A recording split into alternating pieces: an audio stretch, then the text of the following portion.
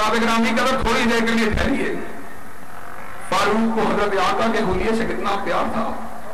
جس دن فاروق کو خنجر لگ چکے تھے اور دودھ فاروق کے میدے سے بہ رہا تھا، ایسے عالم میں ایک جوان رانا آیا جس نے فاروق کی حسنات کا ذکر کیا، جس نے فاروق کی نیکیوں کا ذکر کیا.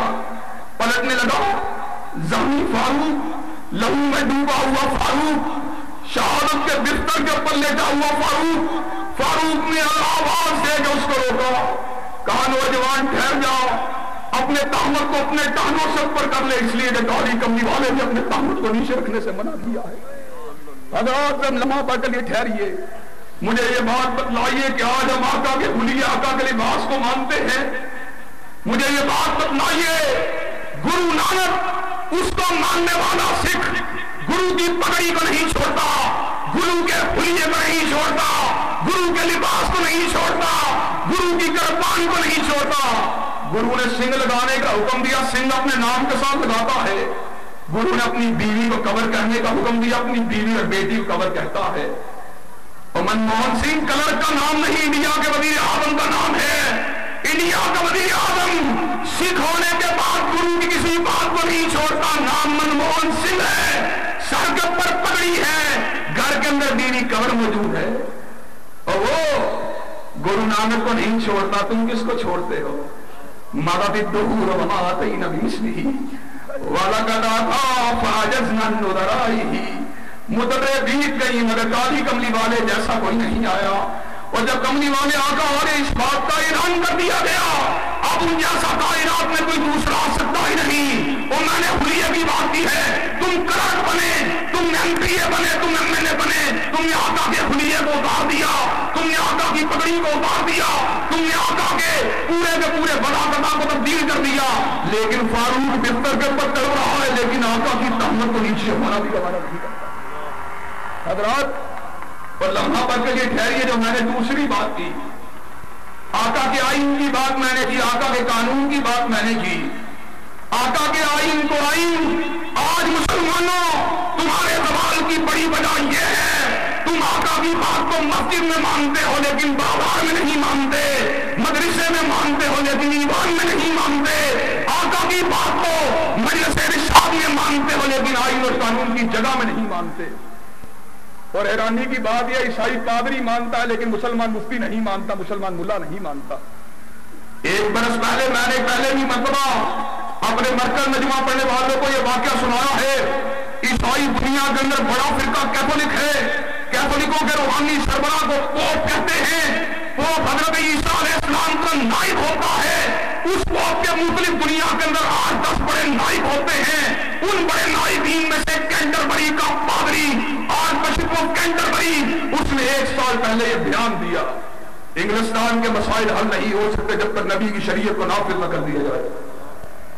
اس کو بلایا گیا، اس کو پکڑا گیا، اس کو کہا گیا تم نے کیا ہمارا بیڑا گرک کرنے کی بات کی ہے، باہر آ جا.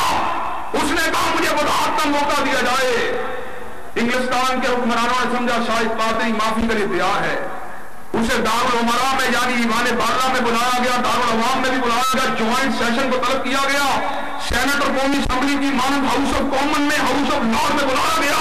پوری دنیا کے میڈیا کو بلایا گیا، سی این این والے آئے، سی این بی سی والے آئے، بی بی سی والے آئے، وائس آف امریکہ والے آئے. آج مجھے کو کینٹربری آگے بڑھا، اس نے الفاظ کہے. آج بھی میں یہ بات کہتا ہوں، جب تک محمد کی شریعت کو نافذ نہیں کر دیا جائے گا مسائل حل نہیں ہو سکتے.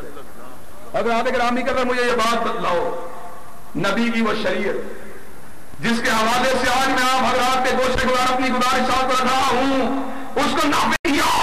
اس کو سب سے پہلے اگر نافذ کیا ابو بکر نے نافذ کیا، پھر اگر نافذ کیا فاروق نے نافذ کیا، پھر اگر نافذ کیا عثمان نے نافذ کیا، پھر اگر نافذ کیا حیدر کرار نے نافذ کیا.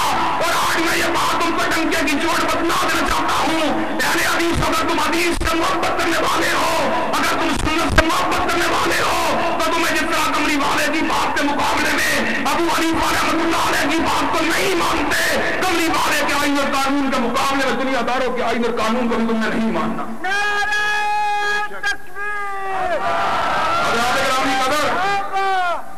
حضرات گرامی قدر مجھے یہ بات بتلائیے، کیا کیا کملی والے کے آئین کے اندر قوت موجود نہیں؟ کیا کملی والے کے قانون میں قوت موجود نہیں؟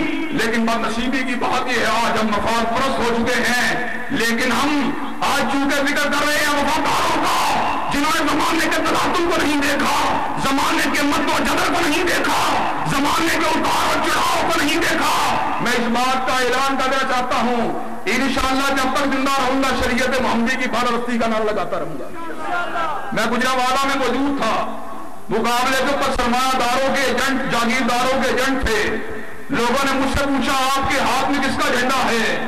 میں نے کہا میرے ہاتھ میں اس کا جھنڈا ہے جس کے بارے میں کسی کہنے والے نے کہا تھا یا صاحب الجمال و یا سید البشر من وجهك المنیر لقد نور القمر لا يمكن الثناء كما كان حقه بعد از خدا بزرگ تو یہ قصہ مختصر. میں اس بات کا اعلان کرنا چاہتا ہوں حضرت علامہ شہید نبی اپنے آپ کو لہو میں ڈبو لیا، جامع شہادت کا نوش کرنا گوارا کر لیا، لیکن صحابہ کے مشن سے غداری نہیں کی. ہم بھی اسی شہید کے ماننے والے ہیں، اسی شہید کے بیٹے ہیں. جب تک زندہ رہیں گے ابو بکر عمر کی عظمت کے ڈنگے بجاتے رہیں گے. ابو بکر کی عظمت کی جنگ لڑو گے، فاروق کی شجاعت کی جنگ لڑو گے، ذوالنورین کی صحابت کی جنگ لڑو گے، حیدر کی شجاعت کی جنگ لڑو گے. پھر سن لو اور ناقدین صحابہ سن لو، انہیں دل دے کے نکھارے گے روئے برگے گناہ. اور ہم نے گلشن کے تحفظ کی قسم کھائی ہے. کون سا گلشن؟ ابو بکر عمر کا گلشن، عثمان و علی کا گلشن، معاویہ اور طلحہ کا گلشن، زبیر عبد الرحمن کا گلشن، سعید اور سعد کا گلشن. اور یہ گلشن ہمیشہ مہکتا رہے گا، ہمیشہ لہلاتا رہے گا. حضرت شہید کی دعائیں اس گلشن کے ساتھ ہیں، اور نوجوانوں کی تمنائیں اور نوجوانوں کی توانائیاں اس گلشن کے ساتھ ہیں. اس گلشن کو کوئی برباد نہیں کر سکتا. واحد دعوانا الحمدللہ رب العالمین.